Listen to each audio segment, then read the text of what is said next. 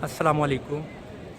इस्लाम की बहुत बड़ी जंग जिसका नाम था जंग ओहद, जिसमें मुसलमानों को शिकस्त का सामना करना पड़ा। सिर्फ़ चंद सिपा सलार, चंद सहाबा कराम जिन्होंने नबी पाक सल्लल्लाहु अलैहि वसल्लम के इंस्ट्रक्शन पर अमल नहीं किया और उसकी वजह से आपको शिकस्त का सामना करना पड़ा। जी, ये मैं जिन माउंटेन्स को आपको दिखाने की कोशिश कर रहा हूँ, ये पहाड़ है जबल ओहद। मैं थोड़ा जूम इन करता हूँ। ये शुरू इधर से होता है जबल ओहद, और ये जितना भी ये सिलसिला है पहाड़ का यहाँ तक, ये सब जबल ओहद है। और ये बहुत ही खूबसूरत मस्जिद है। यहाँ पर अभी हमने नमाज असर अदा की है। यहाँ तक ये जबल ओहद का मैंने आपको सारा मुकम्मल जो सा है वो पूरी मैं दिखाने की कोशिश कर रहा हूँ। ये जबल ओहद है।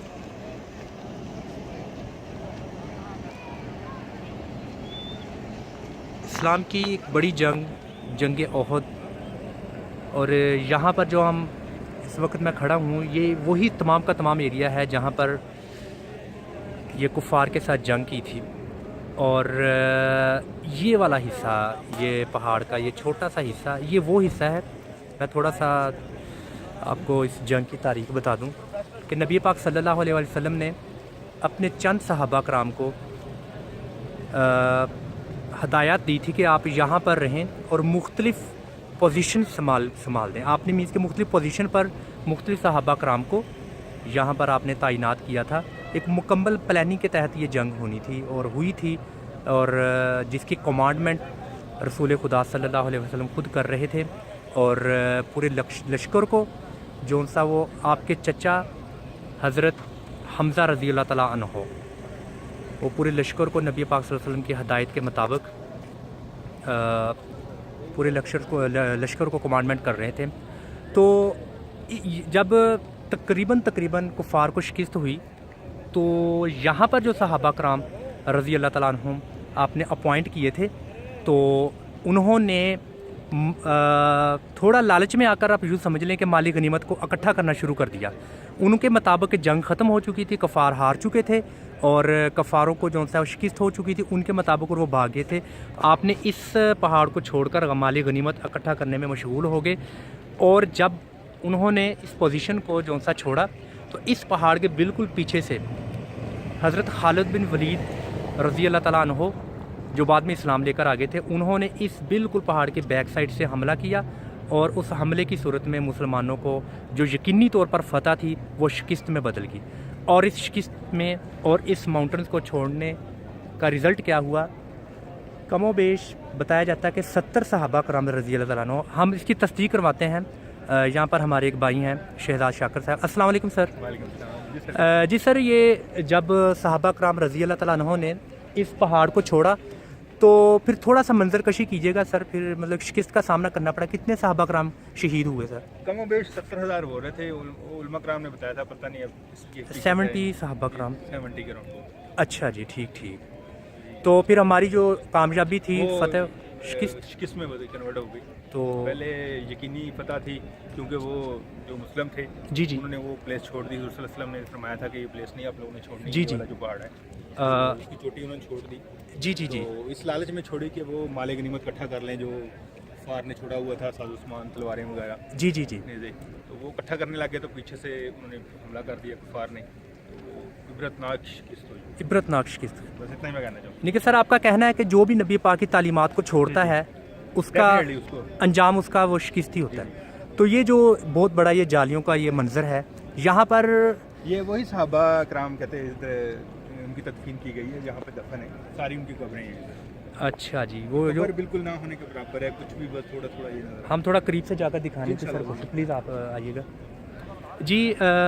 इस जंग ओहद में फिर जो जितने भी सहाबा कराम थे और जो शहीद हुए इस जंग ओहद में, तो उनको फिर यहाँ पर दफन किया गया। उनकी प्रॉपर तदफीन का उनको सुपुर्द खाक किया गया।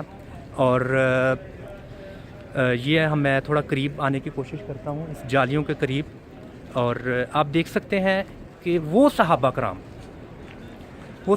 रज़ी अल्लाह तआला अन्हुम, जिन्होंने नबी पाक के एक हुक्म पर अपना तन मन धन, अपना मालो असबाब, अपने बीवी बच्चों को, अपने वालदैन को, सबको कुर्बान कर दिया नबी पाक सल्लल्लाहु अलैहि वसल्लम के एक इशारे पर।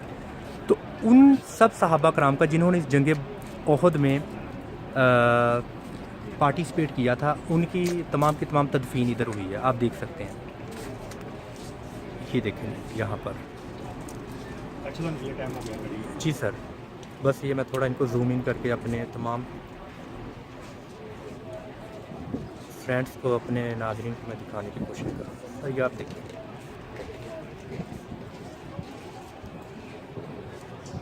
जी ये वो जगह है जहाँ पर इस जंग ओहद में शहीद होने वाले तमाम सहाबा कराम यहाँ पर आराम फरमा रहे हैं। और ये इसके पीछे आपको माउंटेन्स नज़र आ रहा है। ये जंग इसलिए इसको कहते हैं ये जबल ओहद है, और इस की वजह से इस जंग का नाम भी जो जंग ओहद पड़ा। तो एक रवायत के मुताबिक नबी पाक सल्लल्लाहु अलैहि वसल्लम जब हज़रत उमर फ़ारूक रज़ी अल्लाह ताला अन्हो, हज़रत अबू बकर सदीक़ रज़ी अल्लाह ताला अन्हो के साथ इस बिल्कुल जंग ओहद पर आप खड़े थे, तो ये हिलने लग गया था, थोड़ा वाइब्रेट कर रहा था। तो आप सल्लल्लाहु अलैहि वसल्लम ने फरमाया कि ए जंग ओहद, तू हिल क्यों रहा है, जबकि तुम्हारे ऊपर एक नबी, एक सदीक़ और एक उमर खड़ा है। तो जंग ओहद ने जवाब दिया, या रसूलल्लाह सल्लल्लाहु अलैहि वसल्लम, मैं हिल नहीं रहा, बल्कि मैं तो खुशी से झूम रहा हूँ कि मेरी किस्मत, मेरी खुशी कि मुझ पर नबी, सदीक़ और उमर फ़ारूक रज़ी अल्लाह तआला अन्हो मुझ पर सवार है, मैं तो खुशी से झूम रहा हूँ। जी ये बिल्कुल ये वही जबल ओहद है, और ये कब्रिस्तान है, छोटा सा मुख्तसर सा कब्रिस्तान, जहाँ पर वो तमाम सहाबा कराम जिन्होंने इस जंग में शहीद हुए हैं, अपनी जानें कुर्बान की थी, वो यहाँ पर आराम फरमा रहे हैं। और ये तमाम के तमाम हजाज कराम यहाँ पर इनकी ज़ियारत करने के लिए और ये सब आए हैं। तो इंशाअल्लाह ताला अभी नेक्स्ट ज़ियारत के साथ हम आपकी खिदमत में फिर हाज़िर होंगे। तब तक के लिए सैयद काशिफ़ बुखारी को मदीना मुनव्वरा से जंग ओहद का ये जो पूरा एक मैदान था, और ये तमाम ज़ियारत मैंने आपको करवाई हैं। इंशाअल्लाह ताला नई ज़ियारत के साथ आपकी खिदमत में हाज़िर होंगे। तब तक के लिए इजाज़त। अस्सलामु अलैकुम व रहमतुल्लाह।